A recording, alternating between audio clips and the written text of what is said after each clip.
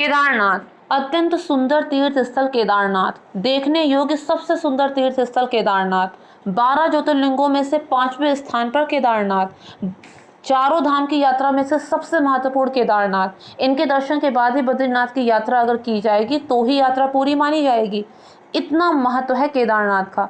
ये भी कहा जाता है कि भगवान विष्णु के अवतार नर और नारायण ने यहीं पर पार्थिव शिवलिंग बनाकर भगवान शिव की कठोर तपस्या की थी, जिससे प्रसन्न होकर उन्होंने इन्हें दर्शन दिया था।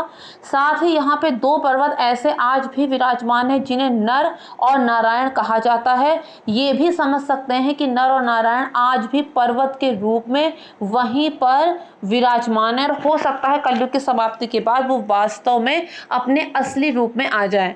इतना महत्व है केदारनाथ का, जहां पर लाखों की संख्या में श्रद्धालु रोज जाते हैं। आपदा आई थी यहाँ पर, एक बार भीषण विनाश हुआ था, उसके बाद भी लोगों की श्रद्धा में कोई कमी नहीं आई है। चलो यहाँ तक तो ठीक है, लेकिन अब जो लोग कर रहे हैं वो कहीं से भी ठीक नहीं है।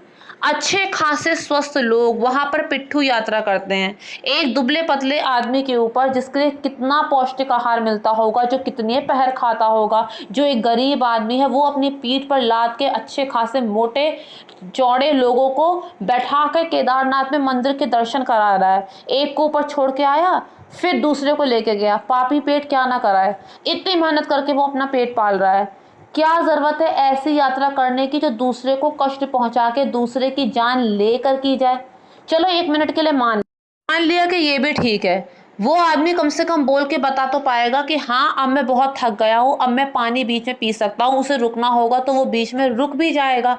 उसे जब भोजन करना होगा वो भोजन कर लेगा, तबीयत ठीक नहीं होगी छुट्टी ले लेगा, दवाई ले लेगा। लेकिन वो मूक जानवर, वो मूक गधा खोड़ा कच्चर, जो लोगों को पीठ पे बैठा के इस तरह से यात्रा कराते हैं, एक को ऊपर चढ़ा के आए, दोबारा फिर तिबारा थे, वो कैसे कहे कि अब हमें ब्रेक चाहिए, अब मुझे प्यास लगी है, मुझे भूख लगी है, मुझे कुछ खाने को चाहिए, कल की थकान मेरी उतरी नहीं है, मुझे आज का ब्रेक चाहिए, आज की छुट्टी लूंगा। क्या वो बोल के बता सकते हैं? और बताएं भी कैसे? पीछे से एक कोड़ा उनकी पीठ पे पड़ता होगा, वो बेचारे फिर चलते होंगे कि अगर दर्द से बचना है तो मुझे मेरा काम करना है। वो बेचारे इतनी मेहनत ढोते हैं किस लिए? हम जैसे मोटे तगड़े लोगों को ऊपर पहुंचा के आने के लिए। फ्रेंड्स, ये जो यात्रा होती है ना, चाहे व्रत हो, पूजा हो, अनुष्ठान हो, हवन हो, यात्रा हो, जो कुछ भी वो हमेशा अपने सामर्थ्य पे किया जाता है। वो सामर्थ्य खाली पैसों का नहीं होता, वो सामर्थ्य शरीर का भी होता है। आप स्वस्थ अपने आप को महसूस कर रहे हैं तो आप यात्रा कीजिए, पैदल यात्रा कीजिए। नहीं, अगर आप पे बहुत पैसा है तो एरोप्लेन की सुविधा उपलब्ध है, हेलीकॉप्टर की सुविधा उपलब्ध है, उसको उपयोग कीजिए। क्यों जिंदा मनुष्यों को मारे जा रहे हैं? खास करके मूक जानवर को, जो बोल के बता नहीं सकता कि अब मैं थक गया हूँ, आज मुझे छुट्टी चाहिए, आज मैं थक गया हूँ, मुझे भोजन चाहिए, अभी भूख लगी है, अभी प्यास लगी है। क्यों उसकी जान निकालने पे तुले हुए हैं? कुछ लोग समझते हैं हम अपने माँ बाप को यात्रा करा रहे, बहुत पुण्य का काम कर रहे हैं।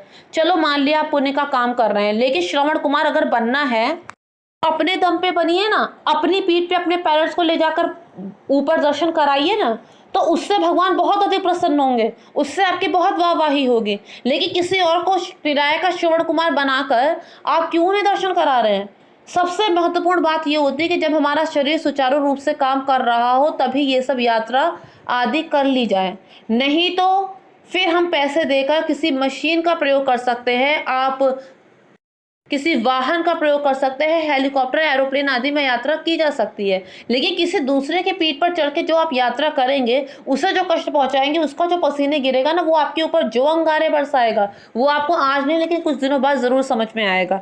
तो कर सकते हैं तो खुद से कीजिए, नहीं तो एक बात याद रखिए, मन चंगा तो कटौती में गंगा। दूसरे को कष्ट पहुंचा के कोई पूजा, कोई पाठ, कोई व्रत अनुष्ठान या फिर कोई भी यात्रा नहीं पूरी होती। इस बात को जितना जल्दी समझ जाएंगे उतना ज्यादा अच्छा रहेगा। रही बात ये कि उन लोगों का रोजगार है, वो लोग अपना दूसरा रोजगार ढूंढ लेंगे, उसकी आप चिंता मत कीजिए। खाली यही एक रोजगार नहीं रह गया है कि दूसरों को पीठ पे बैठा के ऊपर तक की यात्रा कराना।